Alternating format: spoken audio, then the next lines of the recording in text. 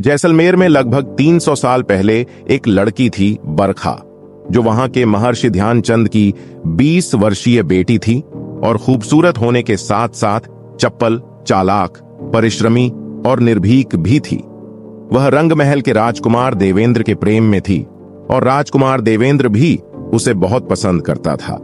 महर्षि ध्यानचंद महल के बच्चों को शिक्षा देने महल में जाया करते थे और बरखा भी अक्सर उनके साथ जाया करती थी। बरखा का चंचल एवं आत्मविश्वासी स्वभाव महल में सभी को बहुत आकर्षित करता था।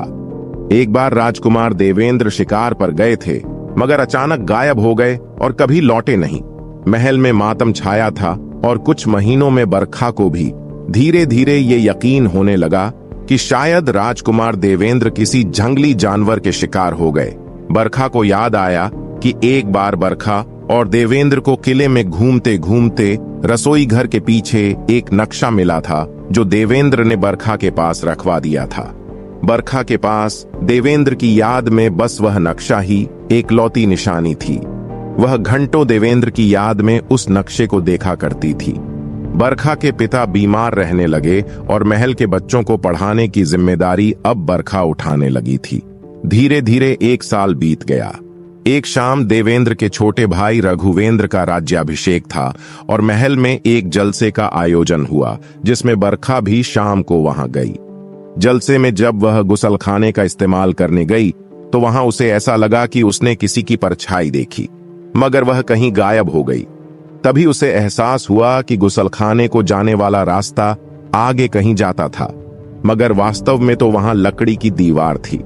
बरखा को नक्शा तटस्थ था और उसे पूरा यकीन था कि रास्ता वहां समाप्त नहीं होता है।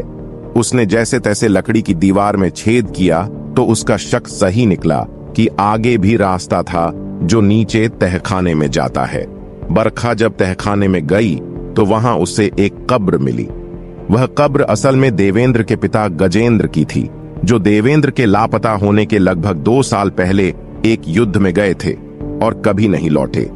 बरखा को समझ आ गया कि जो परछाई उसने देखी वह देवेंद्र में पिता की थी।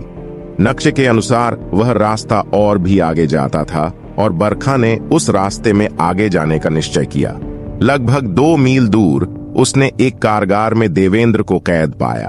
वह देखकर हक्का बक्का रह गई। उसने देवेंद्र को वहां से निकाला और देवेंद्र को भरे जलसे में सभी के सामने ले गई, जहां देवेंद्र को जिंदा देखकर रब भौंचक्के रह गए। देवेंद्र ने तब बताया कि उसकी मां वैजयंती देवी दरअसल उसकी सगी मां नहीं है, वह उसकी मौसी कुलवंती हैं, जो बिल्कुल उसकी मां जैसी दिखती थीं। उन्होंने शक्ल मिलने का फायदा उठाकर उसकी मां को गायब कर दिया और खुद राज करने लगी।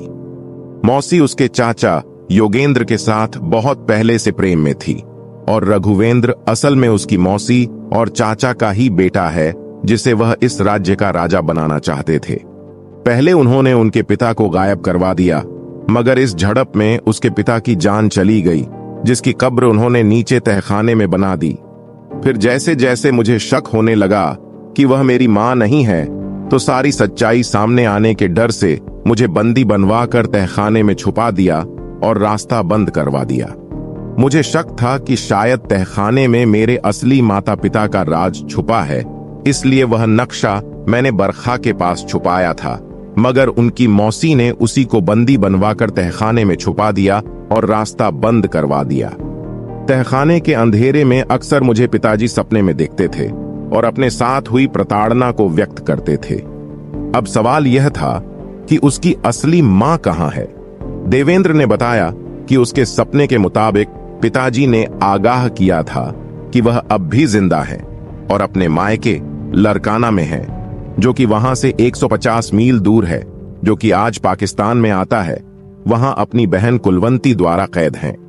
देवेंद्र ने उत्तराधिकारी होने के नाते तुरंत अपने राज्य का कार्यभार संभालते हुए राज तिलक करवाया, वहां का राजा बना और अपनी षड्यंत्रकारी मौसी और चाचा को तत्काल बंदी बनाया। सम्राट देवेंद्र रात में ही अपने सेनापति और सेना की एक टुकड़ी लेकर रवाना हुए और 1 सप्ताह बाद देवेंद्र अपनी माता वैजयंती देवी को लेकर लौटे।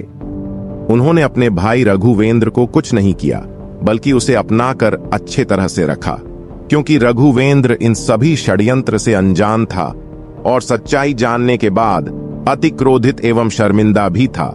एवं दोनों भी आपस में बचपन से ही बहुत स्नेह करते थे। उनका परिवार फिर से हंसी खुशी साथ रहने लगा और देवेंद्र ने अपने पिताजी की सुबह शाम प्रार्थना करनी शुरू कर दी, क्योंकि उनके पिताजी ने उन सबका साथ मरकर भी नहीं छोड़ा जब तक सब ठीक नहीं हो गया।